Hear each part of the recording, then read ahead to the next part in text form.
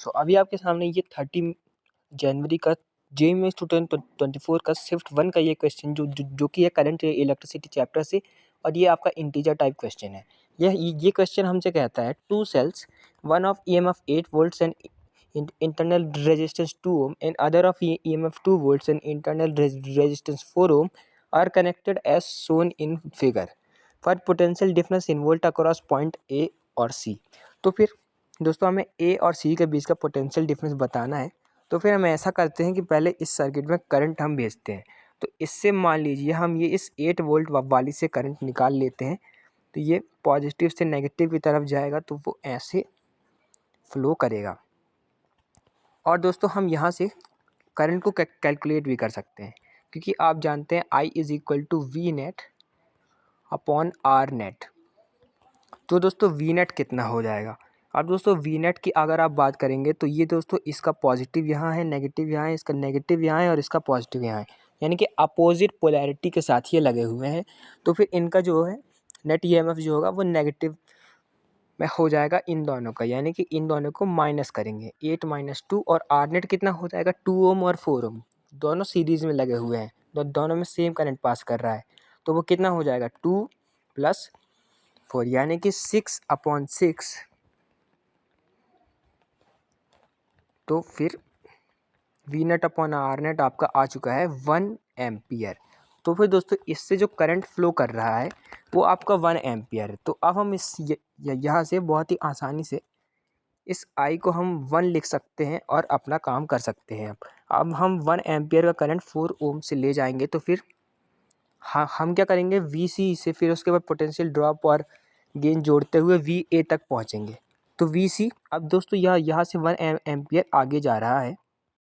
तो दोस्तों मैंने 4 ओम वाले को R1 बोल दिया और R2 बोल दिया 2 ओम वाले को। तो अब हम यहाँ से बहुत आसानी से समझ सकते हैं जो करंट होता है वो हाई पोटेंशियल से लो पोटेंशियल की तरफ जाता है, यानी कि 4 ओम में क्या होगा दोस्तों वो हाई टू लो जा रहा है, यानी हाँ हमारे पोटेंशियल क्या हो रहा है कम हो रहा है, ड्रॉप हो रहा है।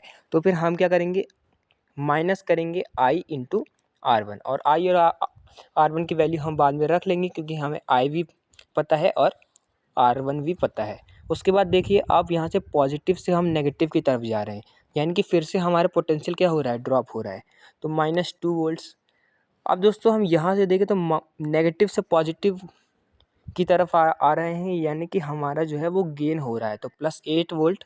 उसके बाद हम जा रहे हैं रजिस्टर के साथ करंट की डायरेक्शन में, यानी करंट की डायरेक्शन में हाई टू लो जा रहे हैं। हमारा पोटेंशियल फिर से क्या हो रहा है ड्रॉप हो रहा है, यानी कि -IR2 और हम लास्ट में पहुंच जाते हैं इस A पॉइंट तक। तो हमें VC - VA निकालना है, यहीं से हम निकाल सकते हैं।